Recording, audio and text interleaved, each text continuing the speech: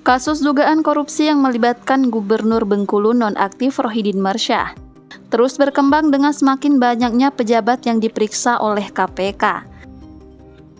Sejak OTT yang dilakukan oleh KPK, sejumlah pejabat tinggi di lingkungan pemerintahan Provinsi Bengkulu dan pihak terkait lainnya turut diperiksa sebagai saksi untuk mendalami dugaan pemerasan dan gratifikasi yang terjadi.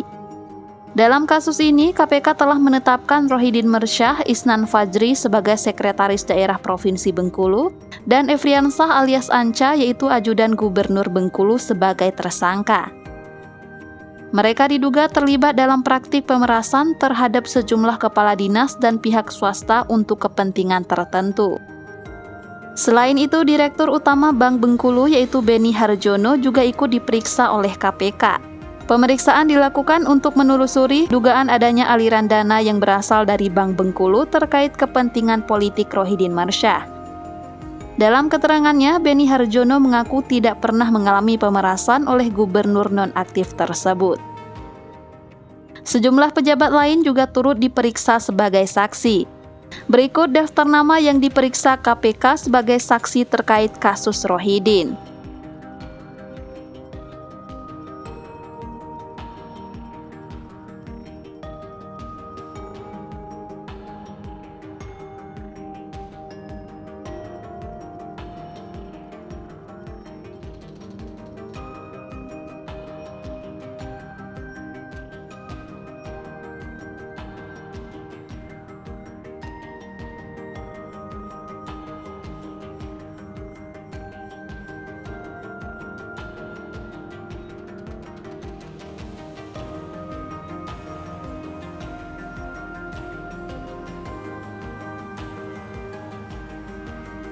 Kemudian baru-baru ini KPK juga tengah menyelidiki dugaan korupsi yang melibatkan mantan Gubernur Bengkulu Rohidin Mersyah.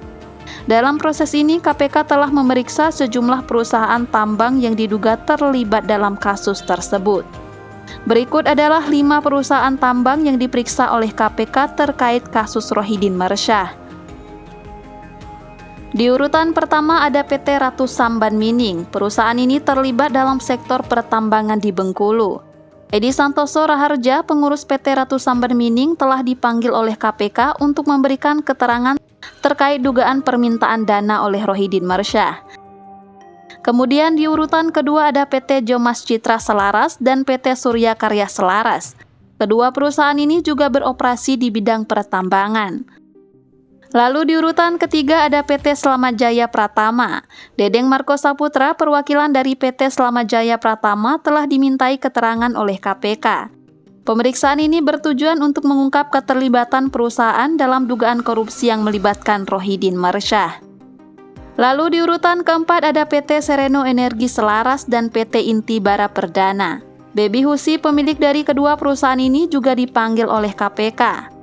Pemeriksaan difokuskan pada dugaan permintaan dana kampanye oleh Rohidin Mersyah yang melibatkan perusahaan tambang di Bengkulu.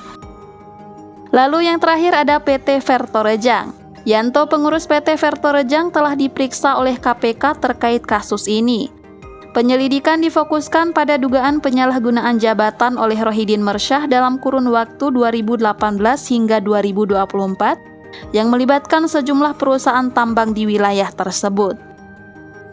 Pemeriksaan terhadap kelima perusahaan ini merupakan bagian dari upaya KPK untuk mengungkap dugaan korupsi dan gratifikasi yang melibatkan mantan Gubernur Bengkulu.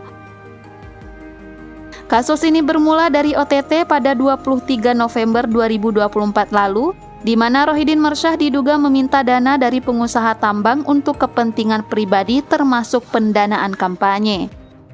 Selain memeriksa pengurus perusahaan tambang, KPK juga telah memanggil 8 saksi yang merupakan calon kepala daerah di Provinsi Bengkulu.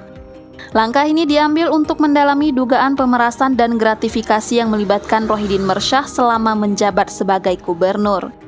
Berikut para calon kepala daerah 2024 di Bengkulu yang dipanggil KPK.